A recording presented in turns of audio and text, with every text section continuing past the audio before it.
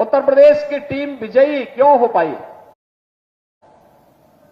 क्योंकि उत्तर प्रदेश में हम लोगों ने गारंटी दे दी है, जो भी खिलाड़ी ओलंपिक में, कॉमनवेल्थ या एशियन गेम्स में या वर्ल्ड चैंपियनशिप में देश के लिए मेडल लेकर के आएगा, हम लोग उसको सीधे सरकारी नौकरी उपलब्ध करवाएंगे।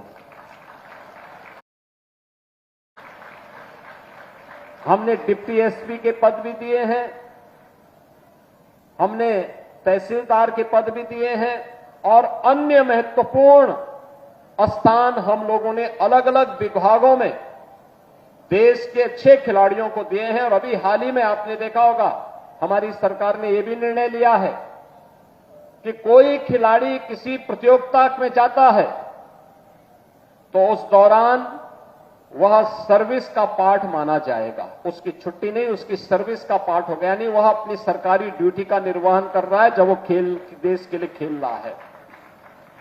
दूसरा, हम लोगों ने यह भी निर्णय लिया है कि सरकारी नौकरी जो खिलाड़ी प्राप्त करता है, अक्सर विभाग उसको प्रैक्टिस करने के लिए अवसर नहीं देते थे। हमने कहा नहीं, इस खिलाड़ी को पूरी प्रैक्टिस करने का अवसर मिलना चाहिए। और मुझे बताते हुए प्रसन्नता है कि अब तक हम 500 से अधिक खिलाड़ियों को उत्तर प्रदेश सरकार के विभिन्न पदों पर, उसमें से ज्यादातर को पुलिस में, उनको सरकारी नौकरी में समायोजित कर चुके हैं और उन्हें वहां पर हम लोगों ने विभिन्न प्रकार की व्यवस्थाओं के साथ जोड़ा है।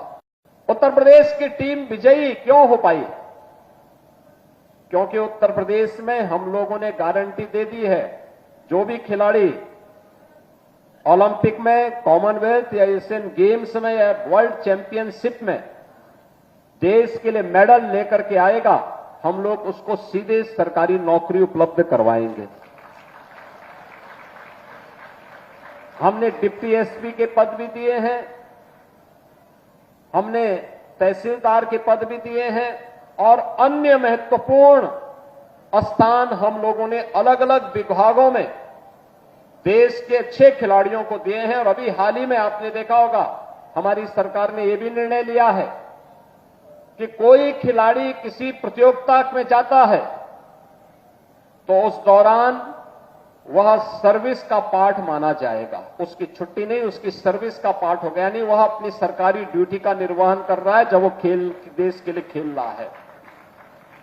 दूसरा, हम लोगों ने यह भी निर्णय लिया है कि सरकारी नौकरी जो खिलाड़ी प्राप्त करता है, अक्सर विभाग उसको प्रैक्टिस करने के लिए अवसर नहीं देते थे। हमने कहा नहीं, इस खिलाड़ी को पूरी प्रैक्टिस करने का अवसर मिलना चाहिए। और मुझे बताते हुए प्रसन्नता है कि अब तक हम 500 से अधिक खिलाड़ियों को उत्तर प्रदेश सरकार के विभिन्न पदों पर, उसमें से ज्यादातर को पुलिस में, उनको सरकारी नौकरी में समायोजित कर चुके हैं और उन्हें वहां पर हम लोगों ने विभिन्न प्रकार की व्यवस्थाओं के साथ जोड़ा है।